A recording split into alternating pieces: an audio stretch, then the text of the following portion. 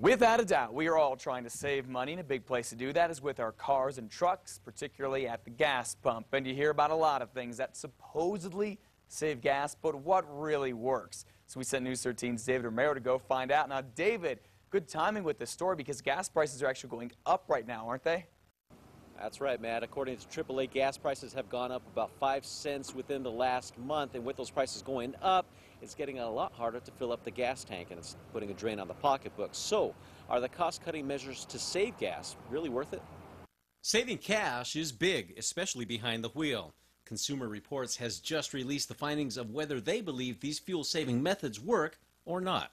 First off, having a clean air filter can save you mileage, not so much with new cars as old ones, according to the report, although it is a good idea to have it changed to prolong the life of your engine. Warming up the car before driving, not really necessary anymore with new versus old cars. Studies show the engines are most efficient when they're at regular operating temperature. I take off because it's in the garage, so it's usually warm, and I take off right away. Filling up the car in the cool of morning instead of the heat of the day, probably not going to save you much in the form of gas in your tank. In fact, it's almost negligible on what you may lose in evaporation. And here's a big one, shelling out the extra cash for premium versus regular gas. Is it worth it? Consumer Reports says check your car. If it says premium is recommended, you can probably get by with regular gas. But if it says it's required, your best bet is to stick with the right octane. Otherwise, in cars, it's 20 cents a gallon more for gas, which may not make a difference.